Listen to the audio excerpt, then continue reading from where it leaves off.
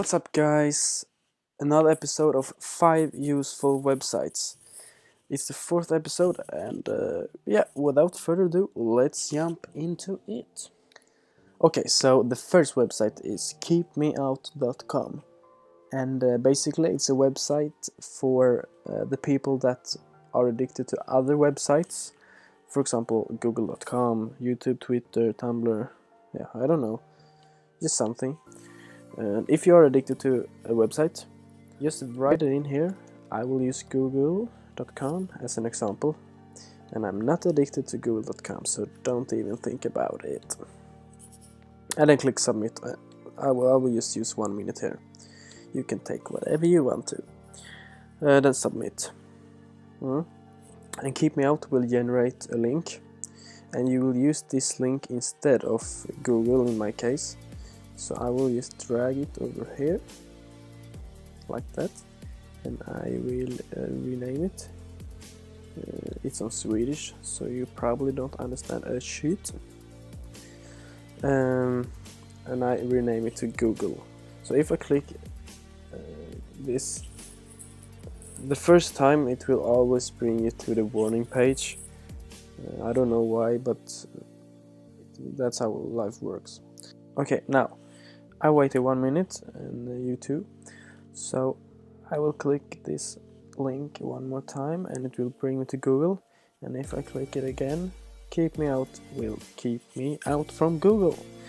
So I guess it's working pretty well. And that's about it. Okay, so next website is myfridgefood.com.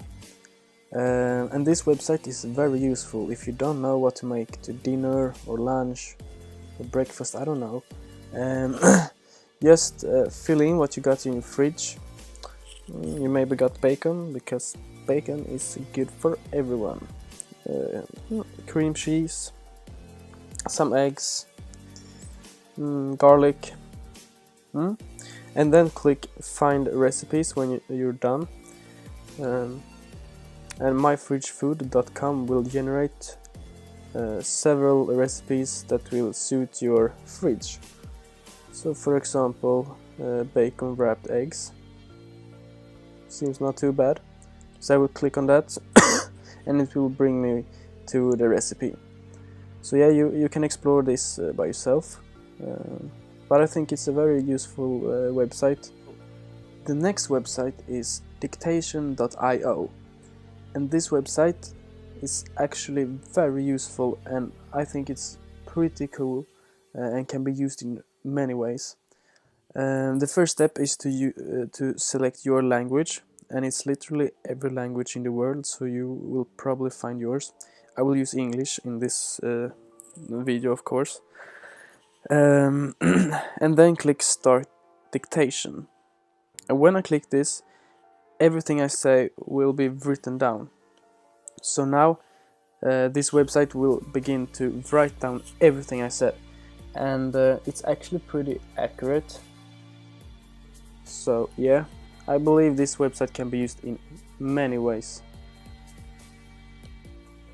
You see now, as I said, it's pretty accurate. My English isn't the best, but if you talk English as your first language, it will probably write down exactly everything you say.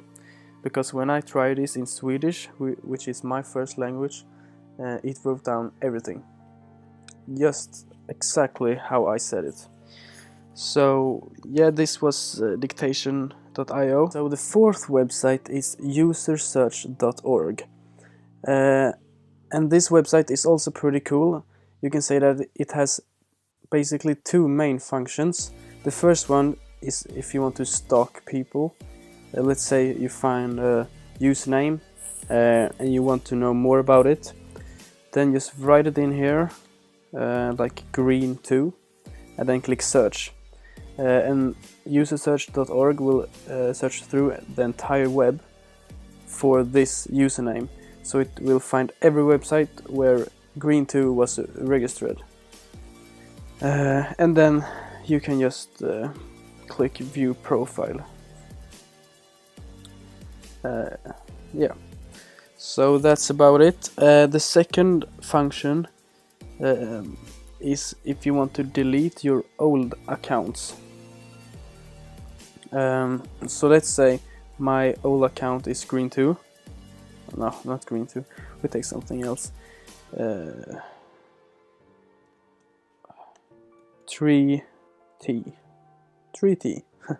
Okay, so so you can search for your old usernames or your new username, I don't know, and you can delete accounts. So if I want to delete accounts with this username, if it's mine, you can click delete profile and it will bring you to the site where you can delete accounts on that website.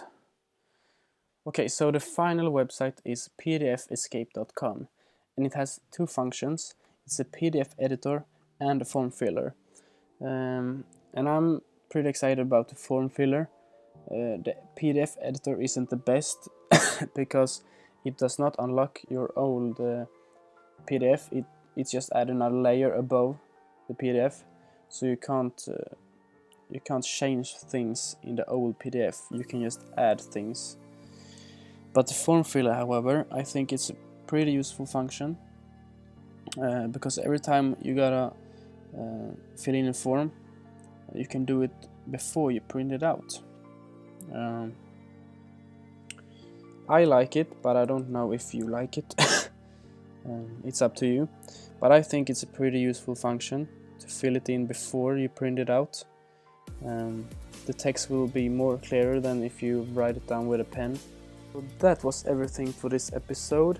If you liked it, leave a like, leave a comment, subscribe, and I see you next time.